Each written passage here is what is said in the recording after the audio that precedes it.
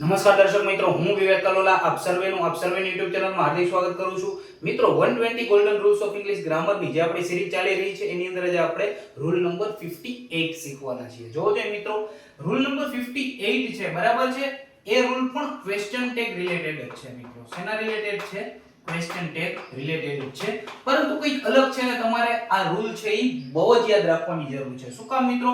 કે ઘણી વખત આપણે ક્વેશ્ચન ટેગ ની અંદર એવા શબ્દો આવે છે કે આપણને ખબર નથી હોતી, બરાબર છે, કે એને આપણે નકાર કેવા હકાર કેવા, બરાબર છે, નકાર કેવા કે એને હકાર કેવા એ આપણને ખબર હોતી નથી, બરાબર છે. તો અહીં જોજો મિત્રો, અમુક શબ્દો જેવા કે સેલ્ડમ એટલે નાના બરાબર, અથવા તો ક્યારેક ક્યારેક સેમ વસ્તુ બેરલી એટલે પણ ક્યારેક ક્યારેક હાર્ડલી છે, બરાબર છે, સ્કેર્સલી છે, રેરલી છે, ખાલી ફ્યુ લખેલું હોય, લિટલ લખેલું હોય કે નેવર લખેલું હોય. તો મિત્રો એક વસ્તુ યાદ રાખજો, બરાબર, આ જેટલા પણ વર્ડ્સ છે, આ જેટલા પણ શબ્દો છે, બરાબર છે, તે હંમેશા નેગેટિવમાં યુઝ થાય છે, એટલે કે નકારમાં યુઝ થાય છે, બરાબર છે, નકારમાં યુઝ થાય છે. આનો અર્થ શું થાય મિત્રો?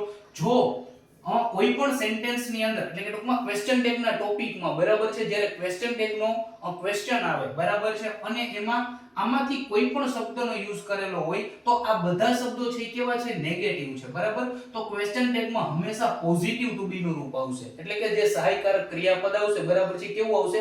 પોઝિટિવ આવશે. શું કામ? કારણ કે તો નેગેટિવ છે.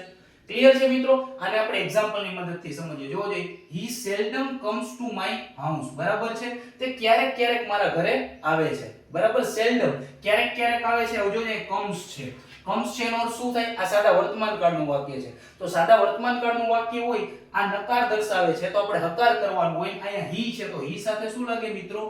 does લાગે, બરાબર છે, doesn't નથી કરવાનું. શું કામ? seldom ઓલરેડી નેગેટિવ છે તેથી, બરાબર. તો does he, બરાબર. તો આનું સાચું ક્વેશ્ચન ટેગ શું થશે? does he. ક્લિયર છે મિત્રો? તેવી જ રીતે બીજું સેન્ટેન્સ છે કે they have barely enough to pay the rent this month. આ મહિનામાં તેને જે પૈસા ચૂકવવાના છે, બરાબર છે, બહુ ઓછા પૈસા છે, બરાબર છે. તો અહીં શું આવ્યું મિત્રો? તો કે barely આવ્યું. શું આવ્યું મિત્રો? barely આવ્યું, બરાબર છે. અહીં to be નું રૂપ શું છે મિત્રો? have છે. તો have નું have એમનું, અને જે આપણું સર્વનામ છે એ શું છે મિત્રો? they છે. તો અહીં શું આવશે? they આવશે. આશા રાખું છું તમને આ બે જે એક્ઝામ્પલ છે એની મદદથી આ રૂલ હું બહુ સારી રીતે સમજાવી શકીશ. ફરીથી કહી દઉં મિત્રો, સેલ્ડમ, બેરલી, હાર્ડલી, સ્કેર્સલી, રેરલી, ખાલી ફ્યુ, લિટલ અને નેવર, આ બધા જ શબ્દો છે, બરાબર, એમાં નકારનો ભાવ હોય છે. નાના બરાબર, ક્યારેક ક્યારેક આવો આમનો અર્થ થાય છે.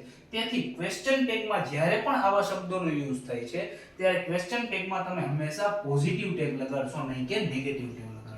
બરાબર છે મિત્રો? તો આ હતો રૂલ નંબર 58. જલ્દી જ મળીશું મિત્રો આપણે રૂલ નંબર 59 ની સાથે. ત્યાં સુધી જય હિન્દ, જય Bharat, take care, good bye, thank you so much.